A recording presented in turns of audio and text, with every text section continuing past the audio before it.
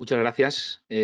Bueno, buenos días, buenas tardes a todos y buenos días y buenas tardes a todas. Y gracias por asistir a este webinar en el que, bueno, voy a hablar un poco o voy a comentar, a presentar, a charlar sobre este concepto denominado historias de usuario, user stories en inglés, que tiene que ver con los enfoques ágiles a la hora de gestionar proyectos y productos. Es una herramienta habitual en ese tipo de enfoques. Sin más dilación, si os parece, voy a empezar a exponer el contenido del webinar.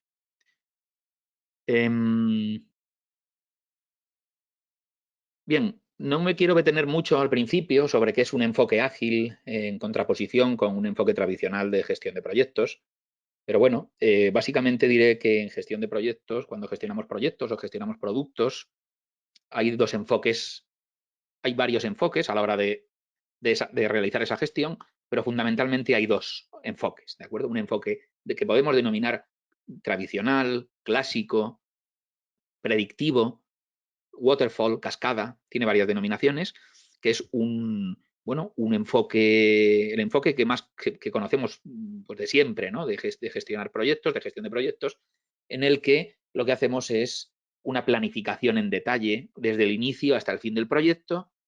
Dividimos el proyecto en fases en función de los trabajos que vamos realizando en cada uno en el proyecto y las dividimos en cada una de esas fases. Y una vez terminadas todas las fases del proyecto, tenemos un entregable. Tenemos un producto, un entregable, algo que vamos a entregar a nuestro cliente o a nuestros usuarios o a quien corresponda en el proyecto. ¿De acuerdo? Por decirlo así, el valor en ese proyecto se entrega una vez al final. ¿De acuerdo? Un enfoque predictivo, este tipo de enfoque predictivo o waterfall, se basa en que al inicio del proyecto tengamos y dispongamos de todos los requisitos del proyecto, o si no de todos, de casi todos, o de la mayor parte.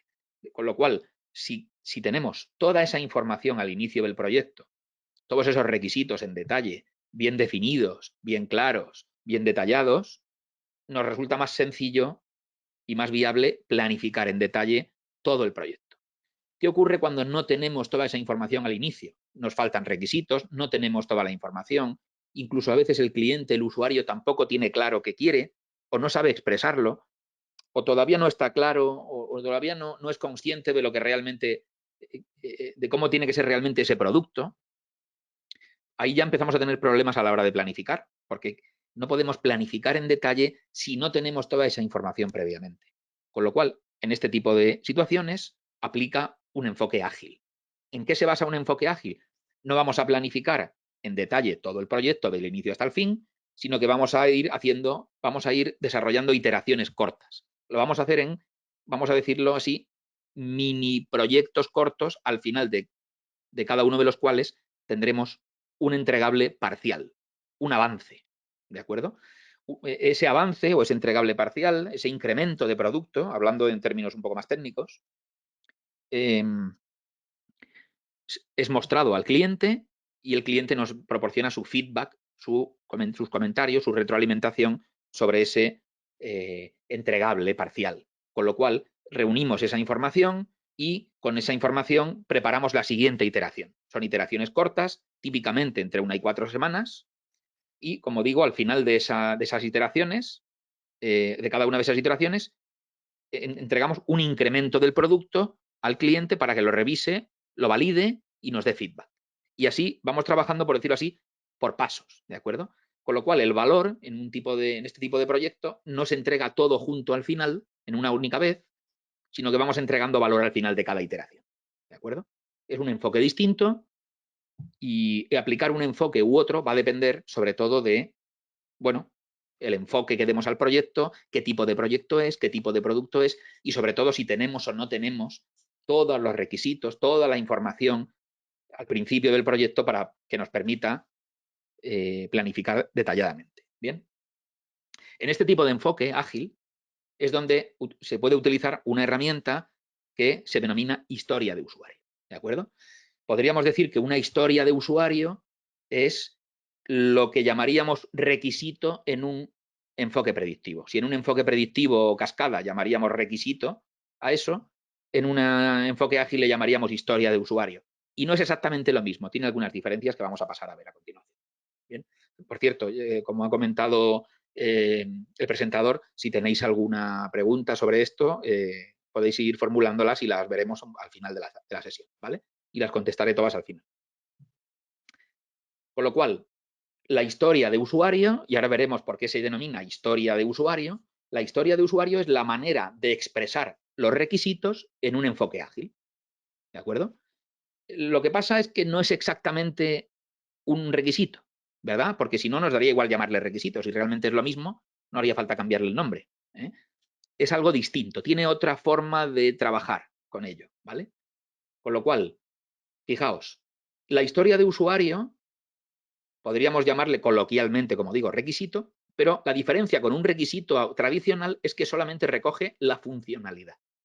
Es decir, en un requisito expresamos la funcionalidad, es decir, qué función tiene ese requisito y técnicamente cómo lo vamos a resolver. Una historia de usuario solo se ocupa de la funcionalidad, no de las necesidades técnicas o cómo vamos a resolver técnicamente esa historia de usuario. El cómo se va a resolver técnicamente esa historia de usuario en un enfoque ágil no se detalla en la planificación, en ninguna planificación, sino que realmente queda a la decisión y al análisis del equipo ágil, del equipo de trabajo. ¿De acuerdo? El equipo de trabajo es quien determinará cómo, de una mejor manera, se van a resolver técnicamente cada una de esas historias de usuario. Con lo cual, la historia de usuario solo nos expresa funcionalidad del producto, no especificación técnica. ¿De acuerdo? También, como veis aquí, tiene que ser algo conciso. La historia de usuario es concisa, es mínima. No es una especificación de requisitos al uso, como digo, detallada, con parte funcional, parte técnica. No se va a expresar así, sino que simplemente nos expresa una funcionalidad del producto de la forma más resumida o sintética posible. Y además está expresada en un lenguaje normal, cotidiano. Un lenguaje, si me permitís, de la calle o de andar por casa, ¿no? Un lenguaje habitual, no un lenguaje técnico, no un lenguaje difícil de entender o que solo entienden determinadas personas técnicas, ¿no? O tecnólogas. En este caso no. Es como si realmente, si lo pensáis, es como si el usuario de ese producto nos dijera qué quiere que haga ese producto, qué funcionalidad quiere que haga, qué funcionalidades quiere que tenga. No como lo expresaría un técnico, no como lo expresaría un tecnólogo, sino como lo expresaría un usuario. ¿De acuerdo? Esto es cómo se expresa y cómo funciona una historia de usuario. Las historias de usuario podemos decir que es una herramienta o una forma de expresar los requisitos, como digo, solo funcionales, ojo con esto, insisto, en los enfoques ágiles, y se utilizan, yo diría, que en la mayor parte de los proyectos que se desarrollan de manera ágil, independientemente de con qué metodología, framework, método o guía de buenas prácticas o framework lo vamos a desarrollar. Quiero decir con esto que es una herramienta muy común en cualquier proyecto ágil, independientemente de con qué método o framework lo estamos desarrollando. Pero tiene un origen, ¿de acuerdo? Y es interesante conocer también que tiene un origen y aunque actualmente, según estadísticas y según estudios, más de la mitad de los proyectos ágiles que se desarrollan se hacen a través del framework Scrum, aunque en esos proyectos utilicemos historias de usuario, las historias de usuario no son un elemento propio de Scrum, ni un elemento propio de Kanban, ni un elemento propio de otras metodologías ágiles que existen. Es un elemento propio de un método concreto, un framework concreto que se denomina Extreme Programming, ¿de acuerdo? Y que fue creado o diseñado para desarrollar software, ¿de acuerdo? Este XP Extreme Programming, conocido como XP, es un framework ágil aparecido en los años 90, ¿de acuerdo? Entre cuyas prácticas están las historias de usuario. Con lo cual, las historias de usuario son un elemento propio de XP que se ha extendido a prácticamente cualquier enfoque ágil o cualquier proyecto en el que estamos trabajando de manera ágil. Pero originalmente es una herramienta de planificación del framework XP Extreme Programming. ¿De acuerdo? Como veis aquí tenéis simplemente aunque ya hicimos otro webinar específico sobre XP, sobre Stream Programming. Aquí tenéis un poco cuál es el ciclo de vida de Stream Programming y veis que en la etapa de planificación pues hay diferentes cuestiones o diferentes elementos, ¿no? Y uno de los elementos son las historias de usuario. Por lo cual, este es el origen de las historias de usuario, pero por su gran utilidad han acabado extendiéndose a prácticamente la mayoría de frameworks ágiles.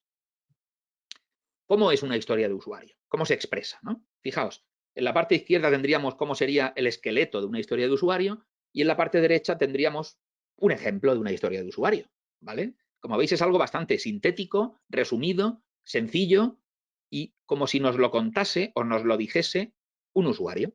Por eso se denomina historia de usuario. Por decirlo así, si me permitís, el usuario nos cuenta cuál es su historia, ¿no? De alguna forma, ¿no? El usuario nos dice qué quiere. Yo quiero que este producto haga esto. Pero no nos lo dice el técnico, no nos lo dice el ingeniero ni el tecnólogo, nos lo dice el usuario. Y lo expresamos como lo querría un usuario. Fijaos, en la parte de izquierda tenemos el esqueleto. Tiene tres elementos, ¿no? Como rol, ahora veremos cómo sustituimos ese rol por algo real. Quiero un objetivo para un motivo. ¿De acuerdo? Si vais a la parte derecha, veis que un ejemplo simple de historia de usuario sería este. Como usuario de la tienda online, y vamos a suponer que nuestro proyecto es el desarrollo de un e-commerce, ¿de acuerdo? De una tienda online para comercio electrónico, y el cliente o el usuario nos dice, como usuario de la tienda online, quiero un botón que ordene por precio, ¿de acuerdo? Es decir, cuyo criterio de ordenamiento de los elementos o de los productos de mi tienda sea el precio, para poder escoger el producto más barato. ¿De acuerdo? Esto es como nos lo diría un usuario. Un usuario. Bueno, pues esto es una historia de usuario. Lo que pasa es que ahora veremos que la historia de usuario, esto sería, por decirlo así, la descripción, ¿no? de lo que se pretende con la historia de usuario. Ahora veremos que una historia de usuario tiene más elementos, pero la descripción sería esto, ¿de acuerdo? Sería algo como esto. Esto, en un requisito clásico de un proyecto predictivo, tiene mucha más información, hay una parte técnica, en fin, hay más cosas, ¿no? Pero aquí tratamos de ir a lo que realmente quieren los usuarios, ¿no? A lo que aporta más valor de una forma más rápida. Por lo cual, el usuario nos transmitiría algo parecido a esto, ¿de acuerdo? Algo parecido a esto. Veis que lo he puesto o he querido mostrar la historia de usuario en una especie de post-it, ¿de acuerdo? Y es porque en muchos equipos ágiles se trabaja de esta manera, ¿de acuerdo? Se trabaja en tableros físicos, donde las historias de usuario las vamos colocando y ordenando y de alguna forma mostrando en formato post-it, ¿de acuerdo? En formato post-it, ¿por qué? Porque tampoco queremos que la historia de usuario sea algo muy complejo y que tenga muchísimo texto, sino queremos que sea algo sencillo. Sencillo de entender y que en muy pocas palabras nos exprese claramente qué funcionalidad se pretende conseguir, qué funcionalidad se solicita.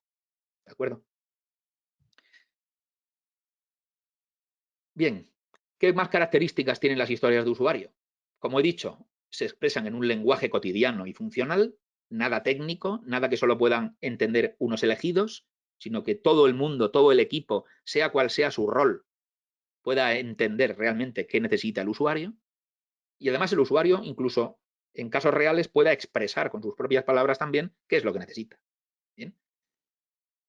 Se expresa, como digo, como si fuese el usuario, el cliente, él mismo quien lo dijese. A veces no es el usuario el que escribe la historia de usuario, claro. Pero quienes las escriben, los miembros del equipo que escriben esas historias de usuario, se ponen en la piel del usuario, de alguna manera del cliente, para poder expresarlo. Las historias de usuario, además, están priorizadas. No todas las historias de usuario tienen la misma importancia, lógicamente, porque expresan funcionalidades distintas de un producto y no todas las funcionalidades de un producto son igual de importantes, son igual de relevantes. Algunas son más importantes, otras son menos importantes. Algunas son básicas o fundamentales y otras son complementarias. Algunas son obligatorias y otras son opcionales, ¿de acuerdo? Pero en cualquier caso tienen que estar priorizadas. Como he dicho antes, se ocupan del aspecto funcional, pero no del aspecto técnico. Esa parte no es que la historia de usuario la ignore, sino que directamente no la trata porque Eso queda a la decisión del equipo de desarrollo, o del equipo técnico, o del equipo ágil que se esté encargando del proyecto. ¿De acuerdo? Como digo, no son requisitos técnicos, tampoco son casos de uso, que es otro concepto muy utilizado en proyectos tecnológicos, sobre todo de tecnologías de la información, ni son tareas. Una historia de usuario no es una tarea. Una tarea es un trabajo técnico concreto que tiene que hacer el equipo, pero eso no es algo que nos vaya a decir el usuario. ¿De acuerdo? Las tareas, bueno, pues se irán definiendo por parte del equipo, tareas técnicas donde cada persona del equipo, cada miembro del equipo irá haciendo algo, ¿vale? Pero una tarea no es una historia de usuario. Una historia de usuario es una funcionalidad de un producto. ¿De acuerdo? ¿Quién las escribe? Bueno, las escribe un miembro del equipo del proyecto, del equipo ágil. Normalmente las escribe la persona que detenta el rol de propietario del producto. Podemos denominarlo propietario del producto, product owner en Scrum. Realmente vamos a decirlo así, quien representa al negocio en el equipo ágil. ¿De acuerdo? En los equipos ágiles siempre hay alguien, una persona, un rol, sobre todo en Scrum, que representa al negocio. Se pone en la piel del usuario y hace de nexo entre la parte técnica y el cliente. Ese rol, esa persona, como digo, Product Owner, en el caso de Scrum, que es el framework más extendido a nivel mundial, es quien debería escribir las historias de usuario poniéndose en la piel del usuario. A veces es el propio usuario quien escribe la historia de usuario, ¿vale? En algunos proyectos, bueno, eso está bien, no está mal, siempre tiene que ser supervisado por el equipo, sobre todo por el Product Owner, pero podría darse también ese caso. Y otra cosa importante es que las historias de usuario deben ser funcionalidades concretas, específicas. En una iteración, como las que hemos visto antes, de entre 1 y 4 semanas, debería poder desarrollarse o resolverse una historia de usuario. Con lo cual, no estamos hablando de trabajos muy grandes, ¿de acuerdo? Sino tenemos que hablar de cosas específicas. Si son si son trabajos muy grandes y ocupan muchas semanas, habría que desmenuzar, habría que desglosar, habría que dividir ese trabajo grande en elementos más pequeños, y cada uno de esos elementos más pequeños sería una historia de usuario. Con lo cual, una historia de usuario es una funcionalidad específica, concreta, de un producto. Si decimos, por ejemplo, en el caso del portal web del e-commerce, ¿no? Del comercio electrónico, habéis visto una historia de usuario, hemos visto un ejemplo, ¿no? Voy a volver atrás un momento, este es un ejemplo. Pero si yo dijese, como usuario de la tienda online, quiero, por ejemplo, un sistema de pago online para que los clientes puedan pagar online, eso es una funcionalidad demasiado grande. ¿De acuerdo? Eso se puede dividir en funcionalidades más pequeñas. Eso tiene partes. Eso hay que dividirlo en más partes. Una historia de usuario es correcta cuando es concreta y os diría que incluso pequeña. ¿De acuerdo? Si es un trabajo muy grande, probablemente no vamos a poder terminarlo en una iteración de entre 1 y 4 semanas. Eso es un primer elemento. Y un segundo elemento sería que además es susceptible de ser dividida en trabajos más pequeños. Con lo cual tiene que ser lo más atomizado posible. ¿Vale? Tiene estas 3 características también las historias de usuario, lo que se denomina en inglés card, conversation y confirmation. Card, ¿por qué? Porque debería caber en una tarjeta. Como he dicho antes, una tarjeta, un post-it, el elemento que queráis. A veces no es un elemento físico, sino que es un elemento digital. Hay aplicaciones digitales para gestionar estas cosas. En cualquier caso, una descripción simple que debería caber en una tarjeta o en un post-it. Eso sería correcto. Además, las historias de usuario están creadas para provocar conversación. Están pensadas para conversar. ¿Quién tiene que conversar? El equipo con el cliente o usuario y a su vez los diferentes miembros del equipo entre ellos. Para conversar en el sentido de interactuar, ver si se entiende bien, si no se entiende bien, si define claramente lo que tiene que definir, si incluye aspectos o no aspectos técnicos, que no debería incluirlos, si es susceptible de ser dividida en partes más pequeñas, ¿vale? La historia de usuario invita a la conversación y a la discusión en el sentido de diálogo, ¿de acuerdo? Y por último, la confirmación. La historia de usuario, y ahora vamos a ver qué partes tiene una historia de usuario, debe incluir los criterios de aceptación o de satisfacción para validar su finalización, ¿vale? No simplemente es quiero que haya este botón para ordenar estos elementos, sino cuando se cumpla punto 1, cuando se cumpla o condición 1, cuando se cumpla la condición 2 y cuando se cumpla la condición 3, es cuando la historia de usuario estará implementada. Bien, vamos a ver ahora un ejemplo. Bill Wake, que es es un teórico de la agilidad, ¿de acuerdo? De los clásicos teóricos de la agilidad, y también ha trabajado y ha escrito sobre el framework XP, Stream Programming. Bueno, ideó la técnica INVEST para ayudarnos a escribir buenas historias de usuario.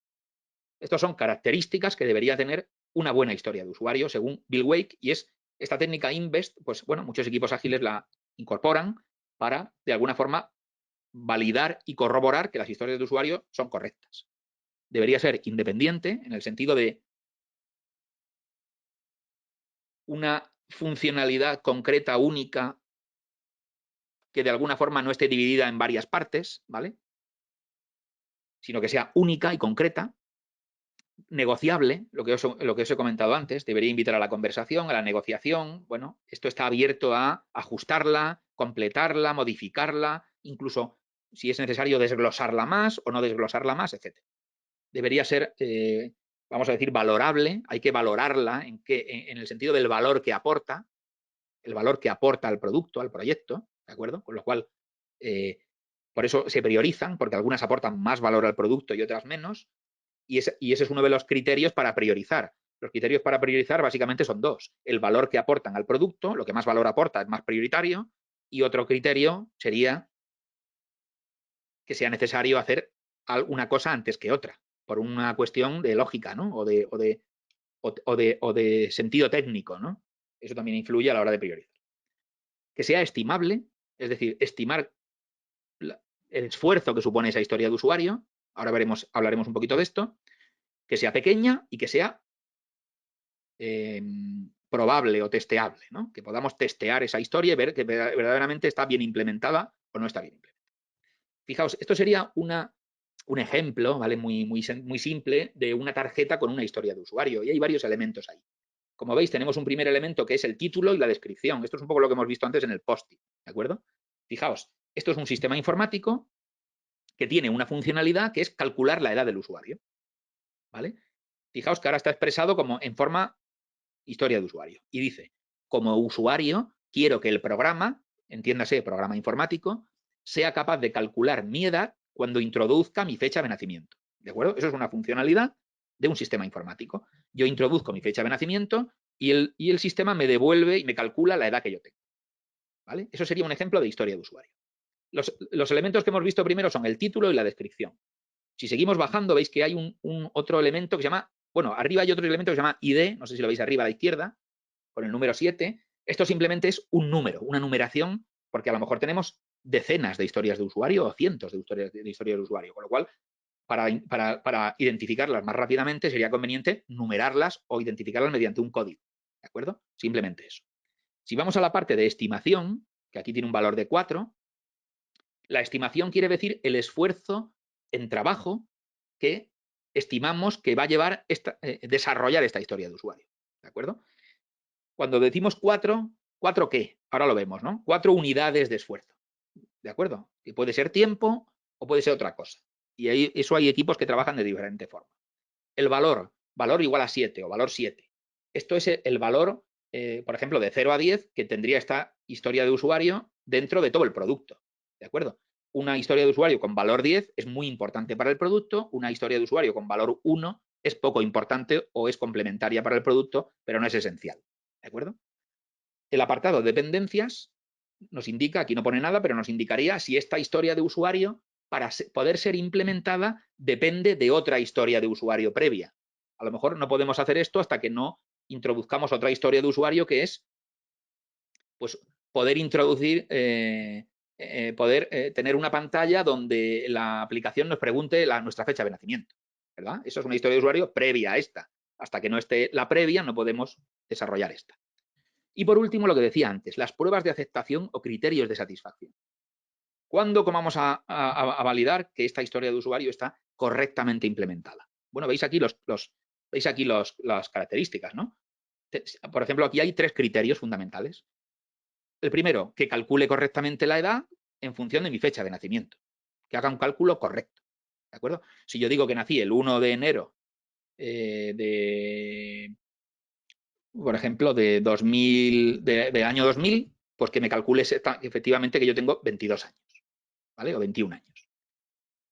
Segundo criterio, si la fecha introducida es mayor que hoy, que me diga que eso es un error. Si yo pongo que he nacido el 1 de enero del año 2050, el sistema me deberá contestar, eso es erróneo. Eso es otro criterio para darnos cuenta de que está bien o no implementada.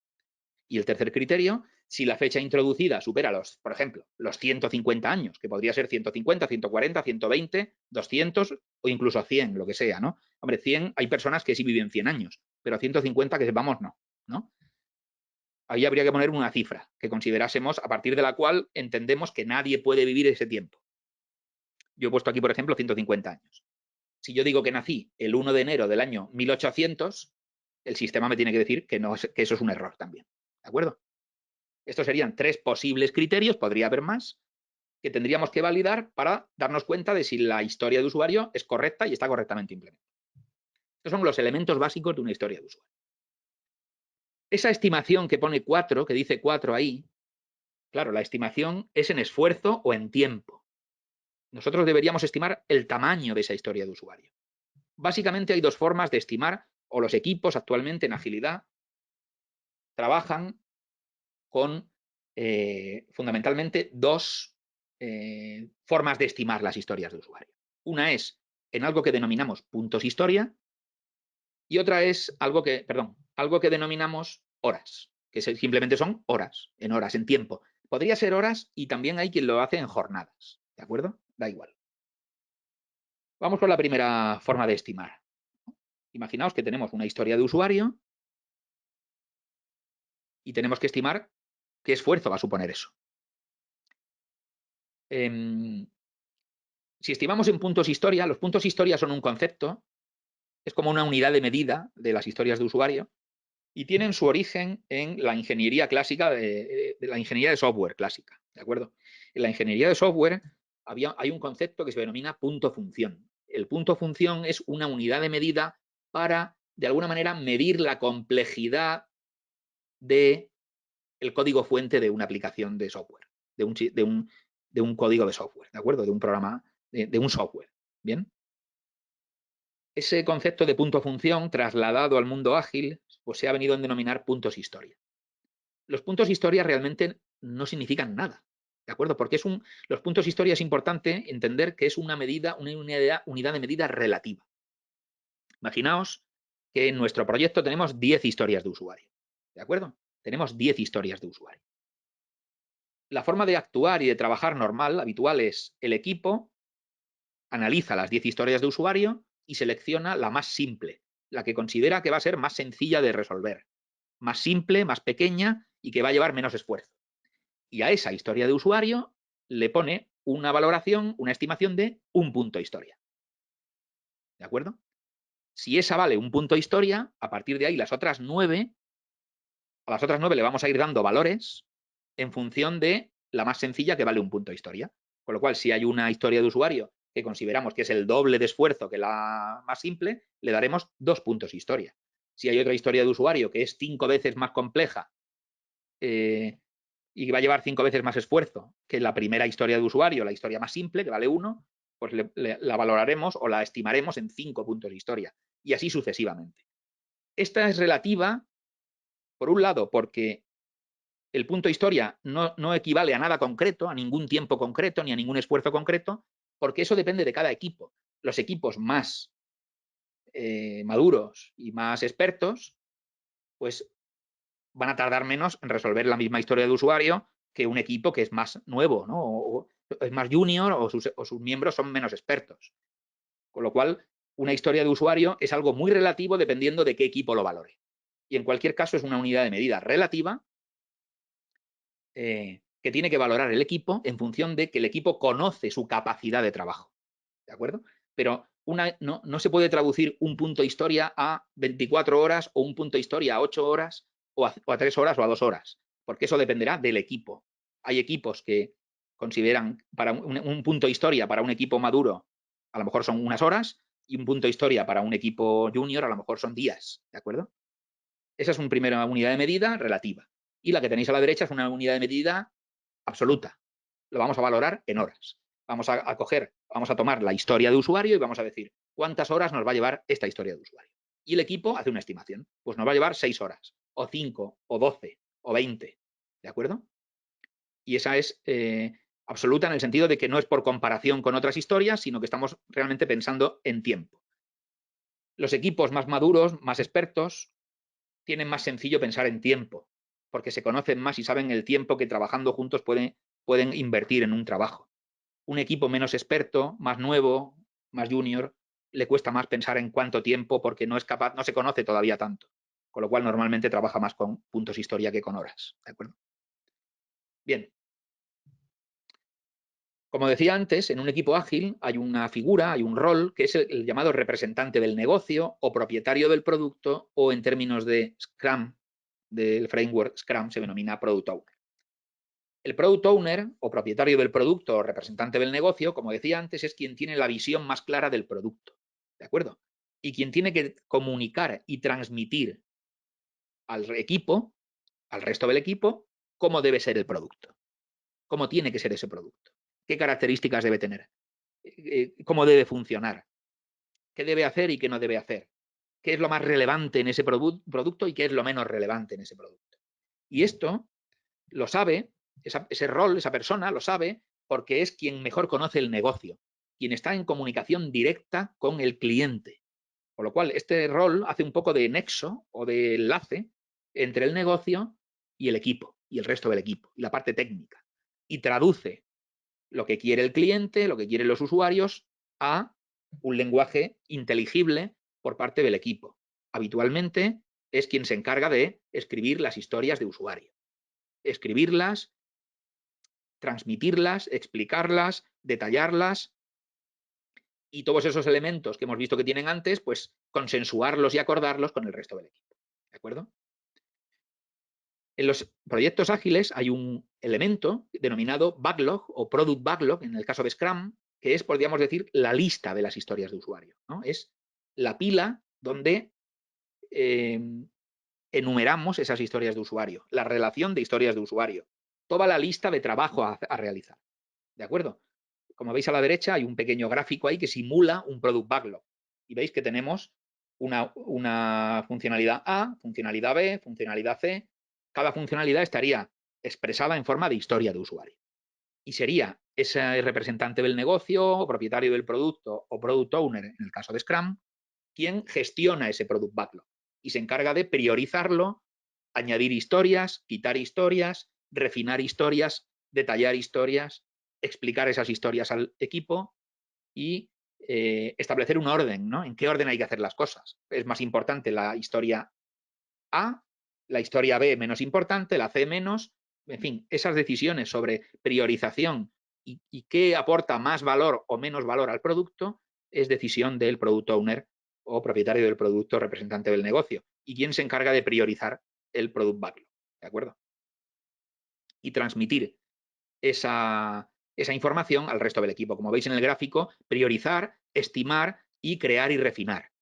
En el caso de estimar, el product owner tiene que acordar esa estimación con el resto del equipo porque no puede, de alguna forma, estimar individualmente el esfuerzo de una historia de usuario, porque la estimación también tiene que venir de la mano de las personas técnicas que conocen más cuánto trabajo técnico es necesario para producir esa historia de usuario. Con lo cual, priorizar y crear y refinar sí serían labores más propias del product owner o propietario del producto, representante del negocio, y en el caso de la estimación, que hemos visto antes que puede ser en puntos historia o en horas, eso tendría que ser más colectivo, más de la mano de las personas técnicas, acordado con el product owner, propietario del producto, representante del negocio.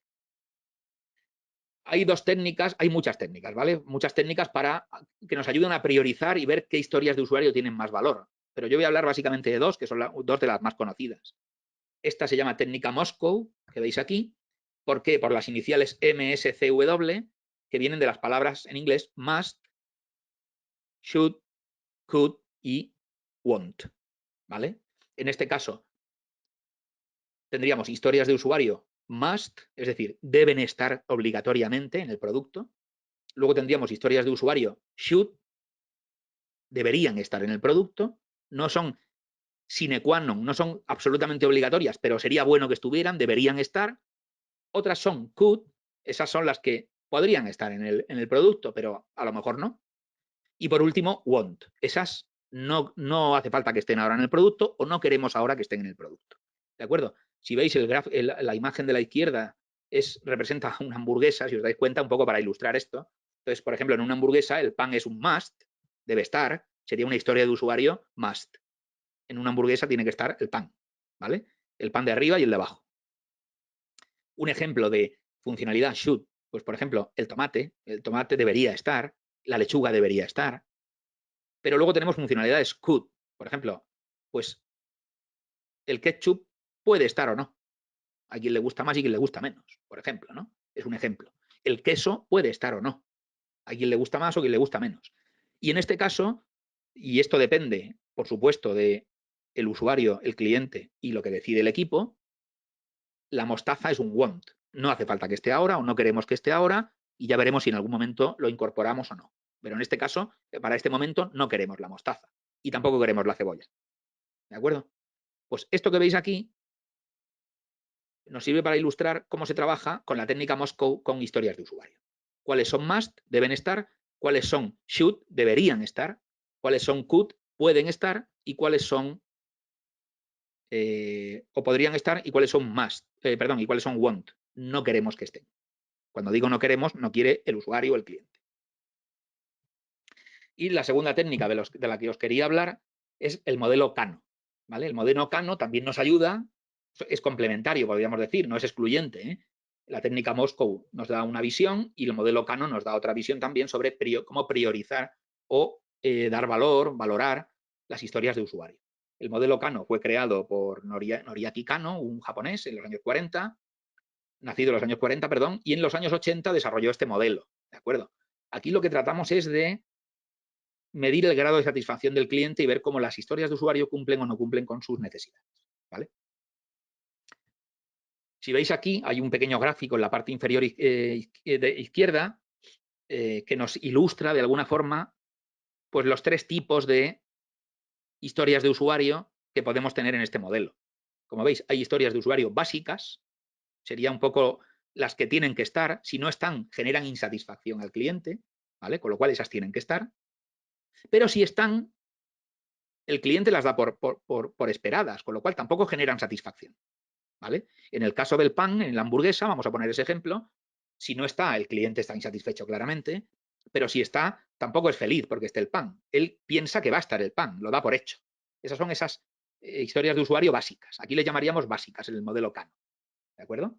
En el modelo Kano luego tenemos otras que son, le llamamos historias de usuario de rendimiento, ¿vale? Cuantas menos tengamos de estas, más insatisfacción para el cliente y cuantas más tengamos, más satisfacción para el cliente. Con lo cual, podemos decir que no son básicas, pero sí ayudan a la satisfacción del cliente. Estas son verdaderamente las que, estas ya sí que aportan satisfacción. Si hay pocas, más insatisfacción. Si hay muchas, más satisfacción. Y en tercer lugar, las denominadas inesperadas. Estas son las que el cliente nos espera. No cuenta con ellas, no las imagina. Entonces, si no están, pues no pasa nada, porque el cliente no pensó en ellas, no las espera, ¿de acuerdo? Pero si están, crean mucha satisfacción al cliente, más que las anteriores. Crea un efecto novedad, una alta satisfacción, ¿de acuerdo? Fijaos, tenemos un ejemplo abajo, en la parte de media de la tabla esta, del gráfico, hablando de telefonía móvil, ¿no? De celulares, de teléfonos celulares, ¿no? De smartphones, por ejemplo. Fijaos, funcionalidades básicas, SMS, llamadas telefónicas y que sea portable. Esto tiene que tenerlo un celular. Si no tiene esto un celular, tenemos un problema, ¿vale?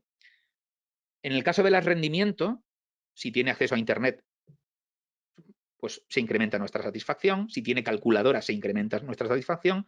Y si, en el caso bien de iPhone o de Android, si tiene acceso a la App Store o a Google Play, pues más satisfacción.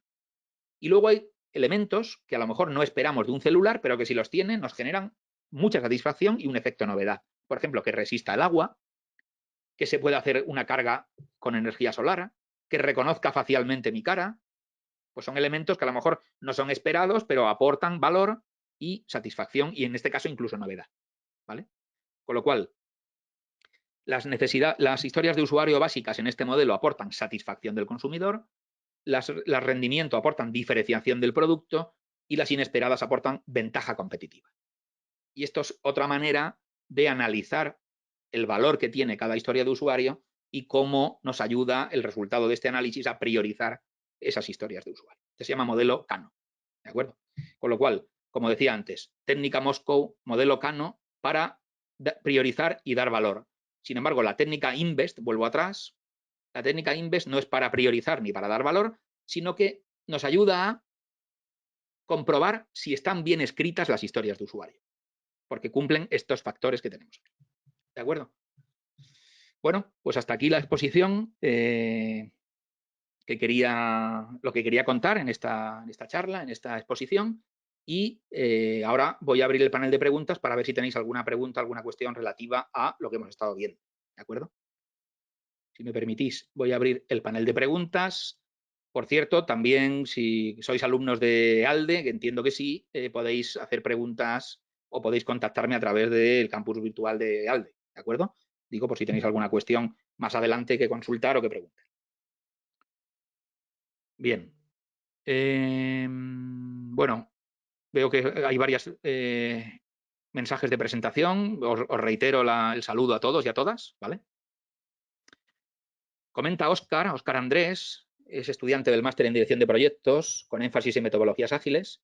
Y la pregunta es, ¿la historia de usuario la puede escribir el Scrum Master o los Scrum Team? Saludos desde Colombia. Bueno, Óscar, un saludo, Óscar. A ver, la historia de usuario, el Scrum Master no debería escribir historias de usuario, ¿vale? El Scrum Master es un rol de Scrum, como sabéis. El Scrum Master es un líder servicial, alguien que se dedica a ayudar al resto del equipo, a desbloquear problemas, a velar porque se están cumpliendo las reglas de Scrum y se está haciendo bien Scrum, pero no entra en ese tipo de labores. No las debería escribir un Scrum Master. Quien las debería escribir es quien más conoce el producto y más conoce lo que el cliente quiere. Y ese es el Product Owner. ¿De acuerdo? Está bien que las valide con el resto del equipo, porque tiene que hacérselas entender, tiene que explicarlas al resto del equipo, tiene que validarlas, tienen que ser entendidas por todos, y eso sí que tiene que haber ese diálogo, ¿de acuerdo? Ya hemos visto que las historias de usuario, una de las características que tienen es que invitan a la conversación, pero si la pregunta es quién las tiene que escribir, las debería escribir el Product Owner e incluso podría escribirlas el usuario también en un momento dado, pero siempre debería ser el protagonista, en este caso, el Product Owner en este tema, ¿de acuerdo?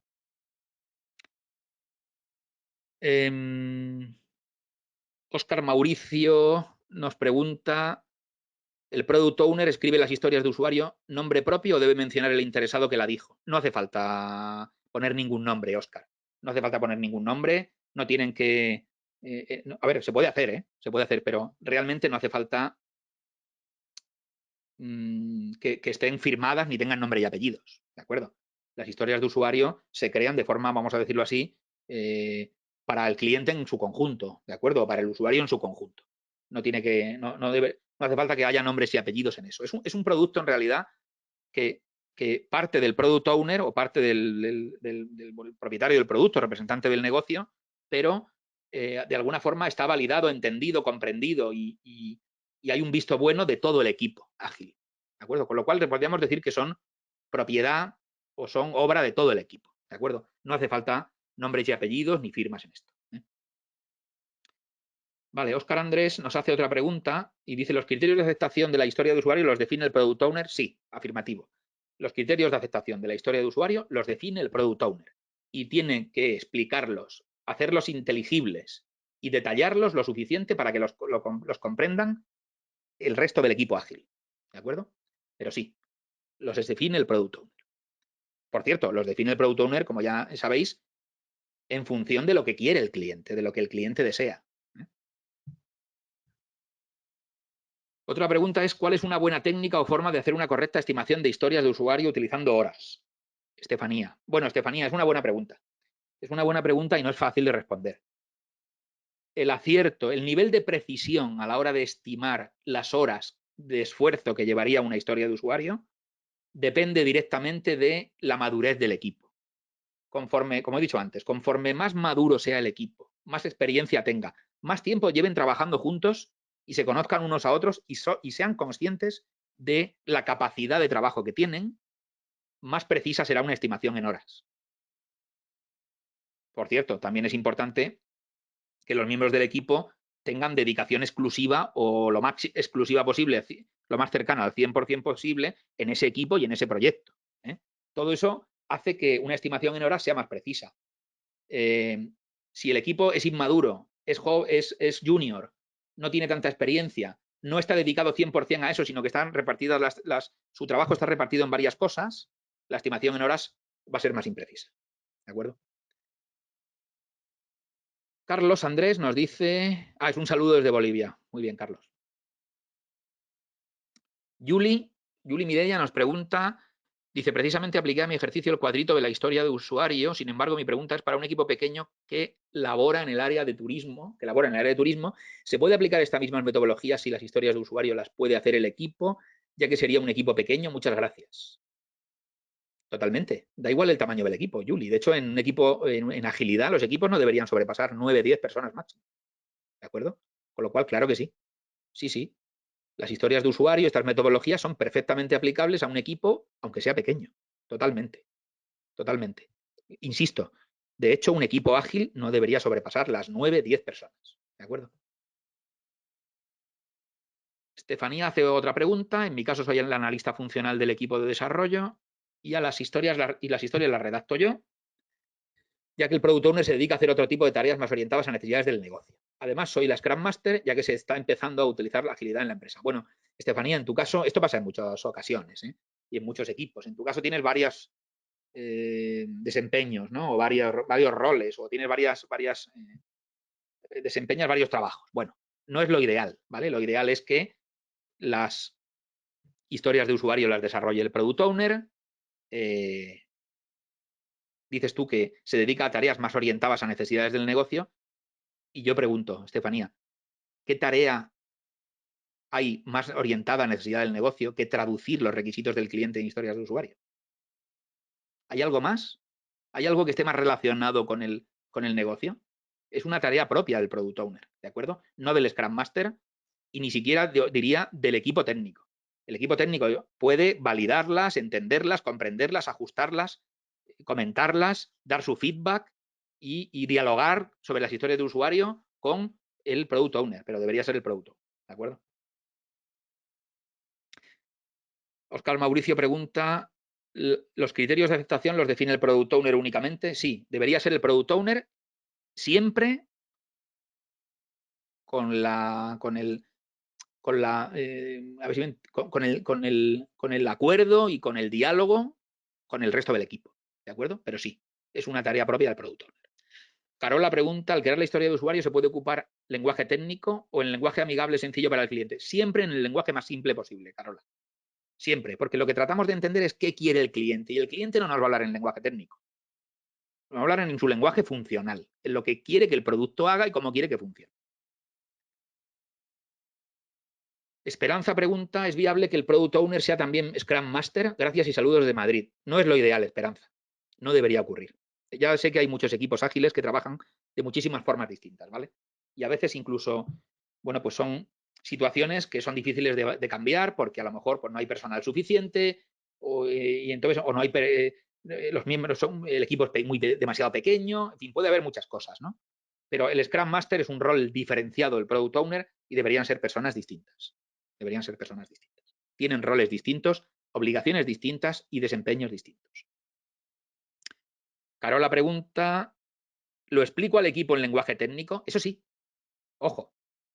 Es decir, el Product Owner debe formular la historia de usuario en lenguaje normal, el lenguaje funcional, y a lo mejor requiere algún tipo de explicación, algo más técnica para el resto del equipo, la parte técnica del equipo.